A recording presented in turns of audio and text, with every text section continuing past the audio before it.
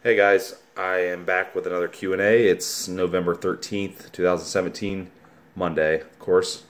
Um, I did kind of a condensed one this week, not so much condensed question-wise, but just condensed the fact that I narrowed it down to either training programming questions or health questions. So I don't get a lot of training questions, so I wanted to make that one of the topics. I mean, I get some, but not a lot. So I wanted to make sure that was on there. And then the health one's always popular, so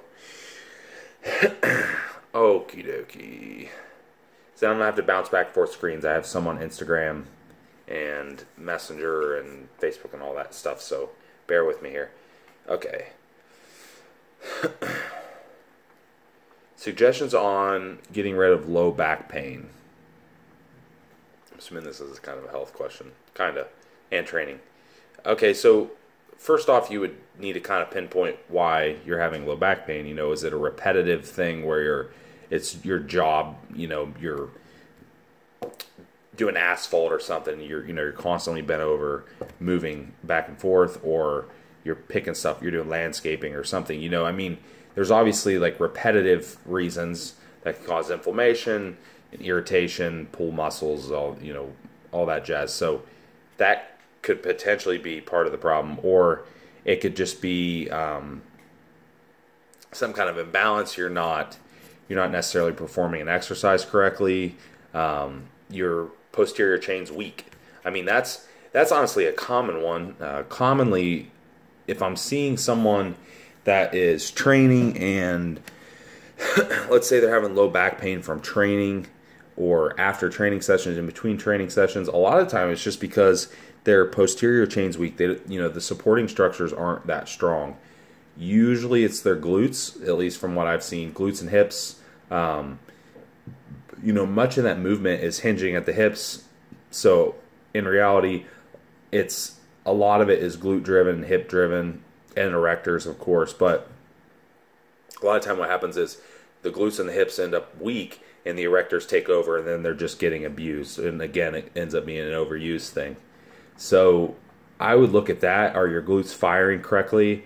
Are your movement patterns good on your squats? Are you, how are you hinging at the hips? And are you rounding your back at the bottom?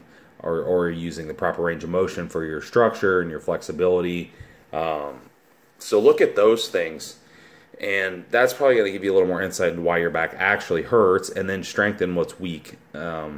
So if it's your glutes, strengthen the glutes. Switch from a high bar squat to a low bar squat. Do your RDLs, stiff leg deadlifts. Do your hip thrusts. I mean, anything like that is going to be pretty beneficial in that case. So figure out the issue and then attack the weakness. Next. Okay, opinions on efficacy of chiropractic treatment. I see some anecdotes that are useful, but many from the evidence-based community calling it a quack. So I don't know. I'm sure there probably are actual studies on it, medical reviews and some kind of scientific literature on it, whether it's useful or not. But I couldn't cite any. Like, I couldn't give you, hey, go look at this. This is your answer type of thing. I don't know. Never looked into it, to be completely honest. I do have experience with it, though.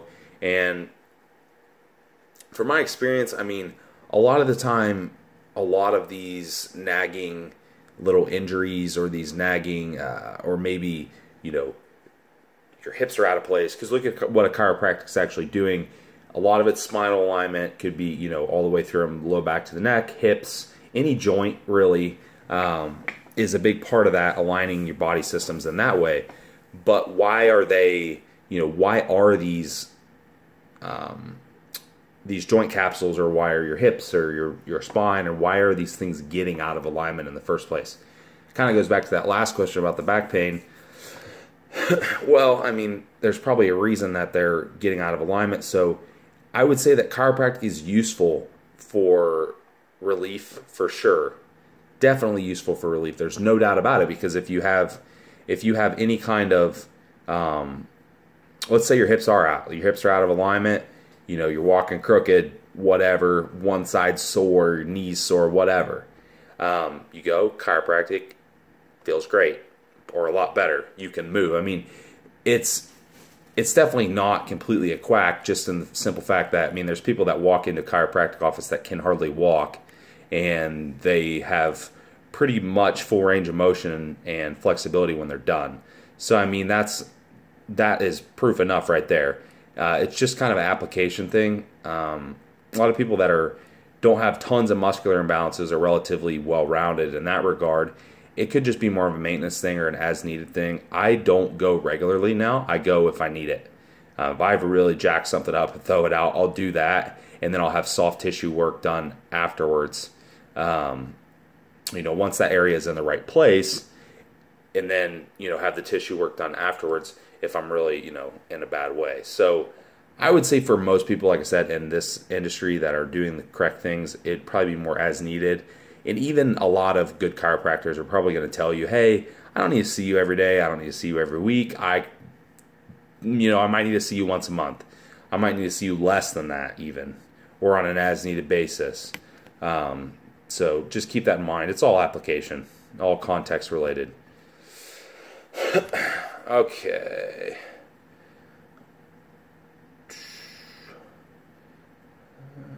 Views on rest pause training. Always considered it great for time efficiency, but does the limited rest periods and thus lower overall reps impede one's progress in terms of hypertrophy compared to more traditional approaches?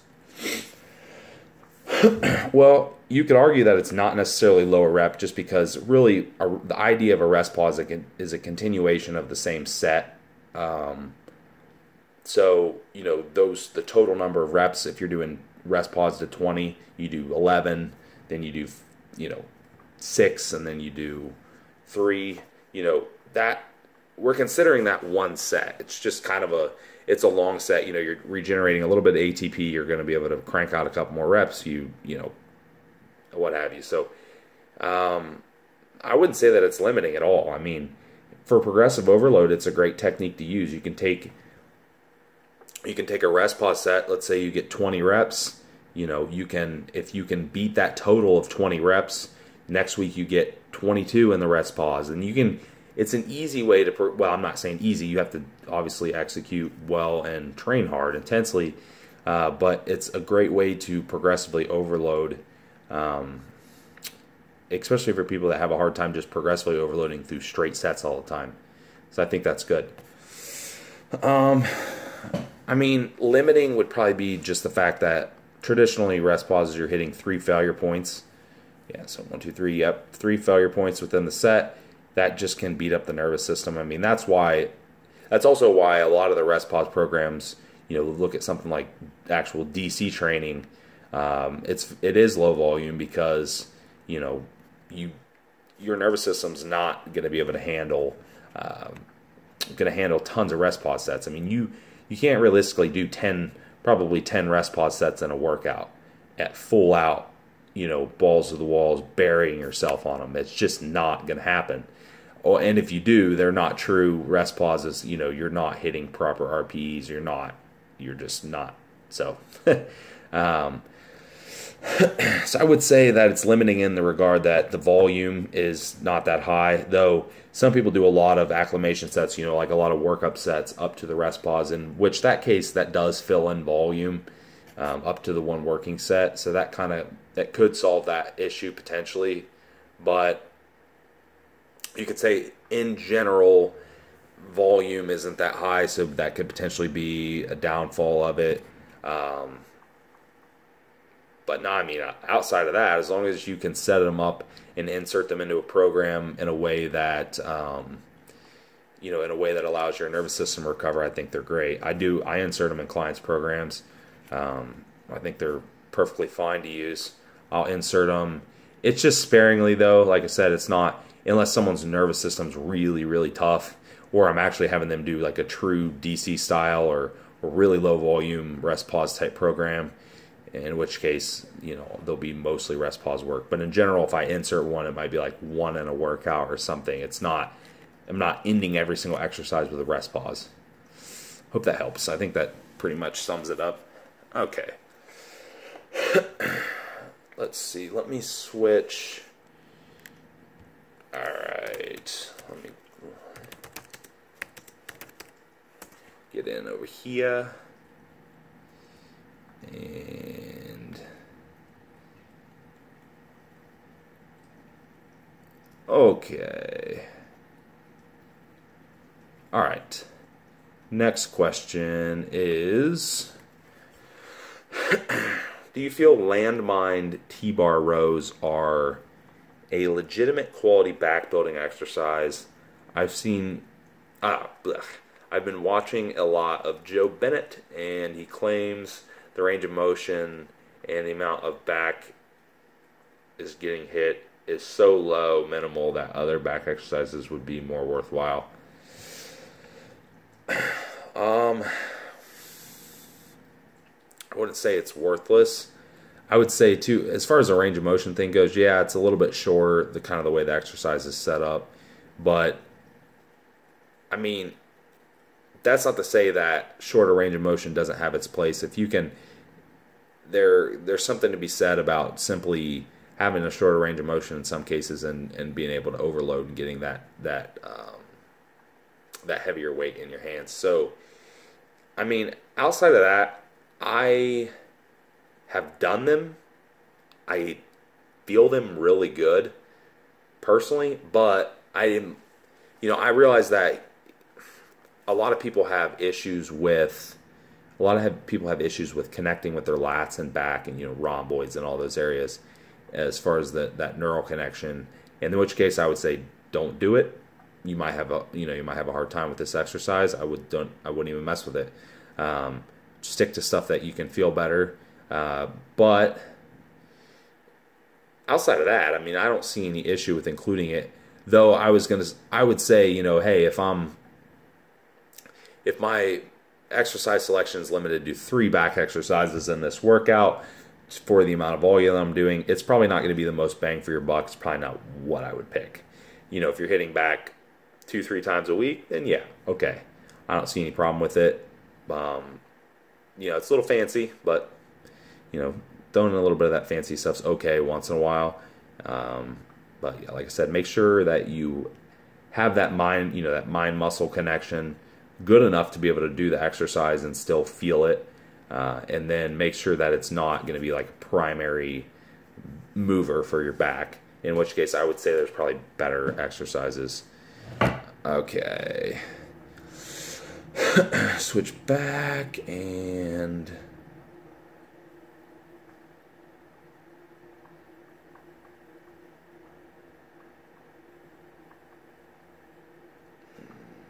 okay. Let's see here. All right. Next one. Best health supplements for cardiovascular health.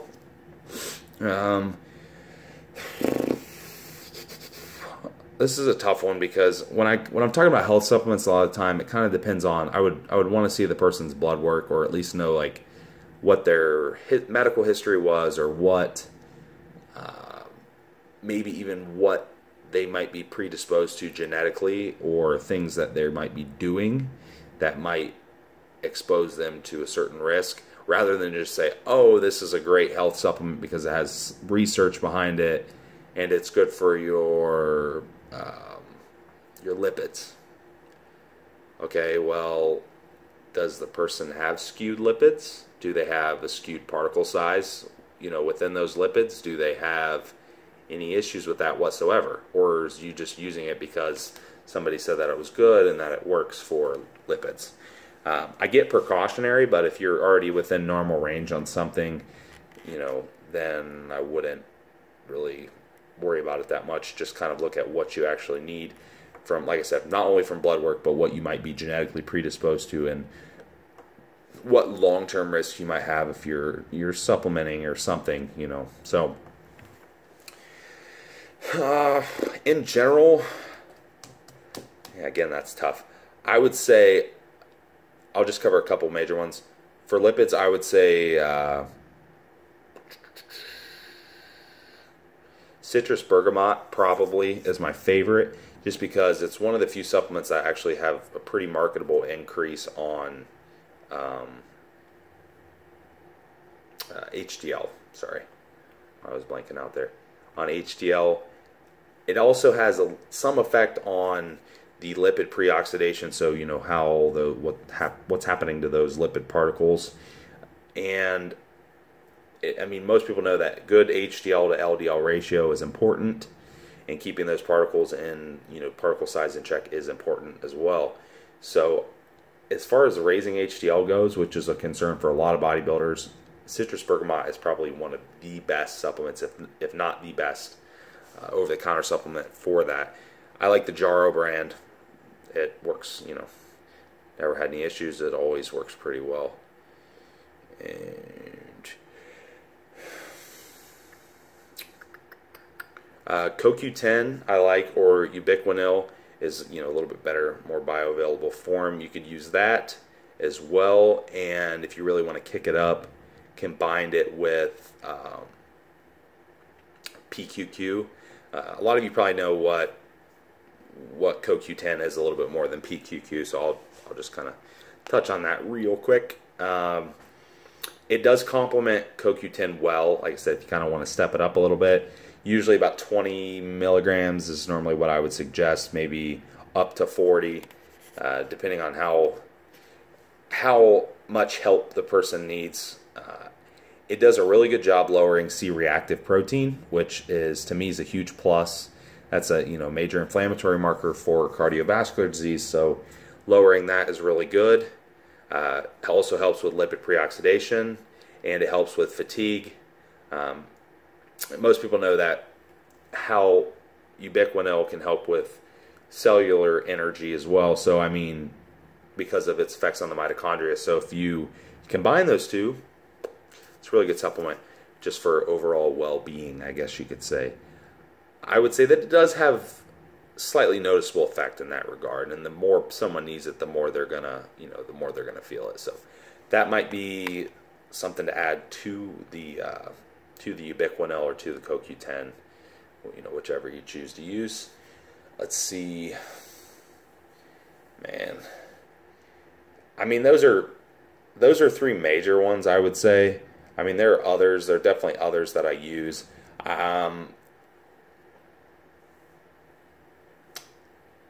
We'll put vitamin K2 on there. You want K2 over K1. There are blends. Normally the better supplements will be a blend of several different forms of K2. That is what you want. They all are slightly different, so get the blend. If you're looking at something like, trying to think, I mean, there's several. A lot of the good K2 supplements now are blended, so I mean, you usually don't have to worry about it. Just check the label. The dosage range is pretty big. It's in micrograms. I'm trying to think of what the actual low dose is. I just take the supplement every day, and I can't remember what the dose is. I know it's in micrograms though. So it's not a lot. But vitamin K2, that'll help with just arterial function, help with prevention of plaque buildup, and that's a big thing, as far as blood clots and platelet aggregation. So I mean, I would maybe look into that. I think that's a good one. We don't get a ton of it in our diet, so check that out. I'll probably just go ahead and cut it there. Like I said, unless I know specifics, I could probably just give you 100 different supplements. But again, it needs to be relevant to the person. But those are some of the heavy hitters. All right. Coming up on 20 minutes here. Let me see. Thought I had one more. Could be wrong. Where's the... Nope. Sweet. That's it then. Right up on 20 minutes today. Those are good questions, guys. That was some pretty good in-depth stuff. So appreciate it. I will get this video up for everyone, and I'll talk to you soon.